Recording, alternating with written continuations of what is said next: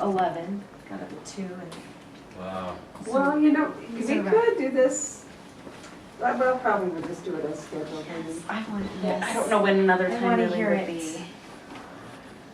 But if you start to lose us, that's why. It's not because you're not being a fabulous presenter. It's just because nature takes over. Hey, where'd our marker go? Oh, there's that red one on top if you want the red one. Okay, yeah, actually, red's a good color for China.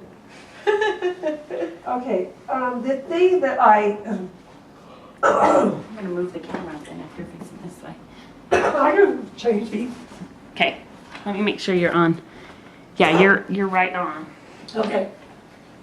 Hi, Deanna. The thing that I really wanted to look at is what principles that we've been talking about in this class apply to what has happened in China. And the thesis that I would like to say, especially about Mao Zedong, is that he did not use a form that was based on principles. He made it up as he was going along. He decided, in fact, if anybody tried to argue with him, they were out of there, even his very close advisors. He set himself up as the one that knew. In fact, he had a little red book. This is a copy of it. Quotations from Chairman Mao Yeah, Zedong. I read all of that. Everyone in China was required to memorize, and this was their only textbook, basically, is his writings. They were not allowed to, just during the Cultural Revolution, but I'm getting ahead of myself. So,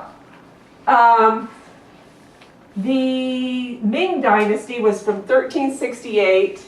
Good job. To 1644. Yeah, I got the information from you. Oh. This was the Ming. Then the Qing, which was what? China, Qing. Get it? China, Qing. It's the same thing, the same root, yes. The Qing dynasty was 1644 to 1911. So these were dynasties. Wow. That's Then- a long time. It is a long time. But when we're talking about a dynasty, as far as I understand, Richard, you help me, okay, is that they had warlords and like city-states that they weren't united. They would be one guy would come down and take over a part of China, and then he would rule for a while, and then another one would come and would war against him, take over that property. It wasn't a country of China during the dynasties. There might have been the emperor, but it wasn't like a country like we think of China or the United States today. So can I ask what made the cutoffs of the dynasty? Like how did they switch from one dynasty to another? Conquest. So it was when a totally new Overthrow. ruler took over and changed the whole Like a form, or coup. So Yes, this it was man, a complete. So those two were complete conquests, but there were conquests going on all the time inside of it. exactly. Got it, okay. Yes. Okay, this man, around 1915, his name is Sun Yat-sen, and he was the one that unified China. In 1911. 1915. A few years after the Qing dynasty went down. Oh, okay. so they had a few years of chaos, Yes. and then he kind of Power posturing Got and it. stuff. And then we're skipping a whole bunch of years. A lot of different things happened, but we're skipping to World War II. You have two factions, the government party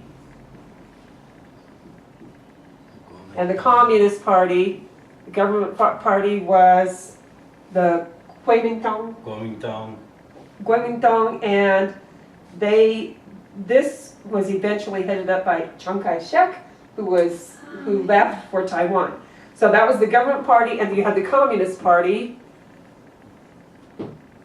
When they were invaded by Japan, these two united together to fight against Japan. Horrible, horrible things happened when Japan invaded China. Enough to get the parties to work together. Mhm. Yeah, but then after they finally defeated China, then in Japan. 1945 is Japan, excuse me.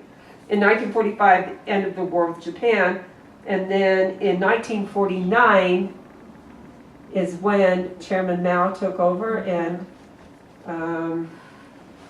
the Kuomintang left for Taiwan, and then 1949 is when Chairman Mao took over. Okay, So that From the that Republic. government party is the party that Neon Chang talked about in Life and Death in Shanghai that got sent to Taiwan, and all the people that were still with that government party were yes, nixed. We're Yes. enemies of the state. Kuomintang, Okay, oh yeah, when you write it that way, And- then I can. Chiang Kai-shek. Yeah, so where was Chiang Kai-shek? He The government was. party, They were. These two. that was during World War II. Actually, it started before that. From They- about 1927, that party and the communists were sometimes together, but mostly at odds. And they were each trying to get the dominion over the Chinese rulership. So they were having like civil war. Yeah, these two were opposed to each other.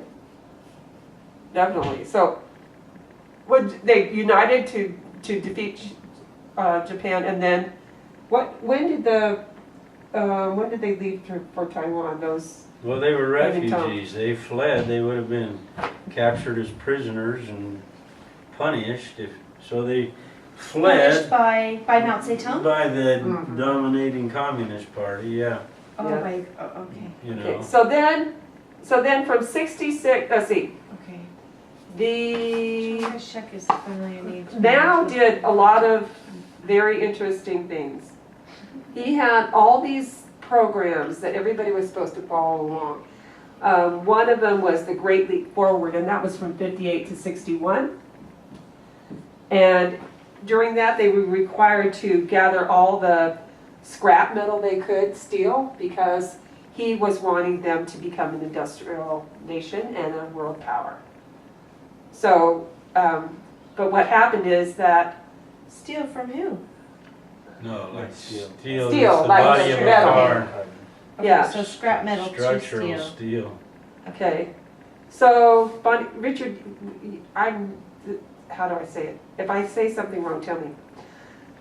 So, and then from 66 to 76, Which was the death of Mao in 76. 76, we had the Cultural Revolution.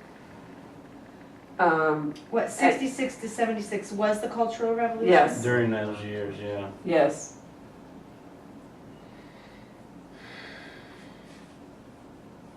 The thing that's interesting about the Cultural Revolution is they had forced confessions of guilt, even if the person wasn't guilty, and there was no standard.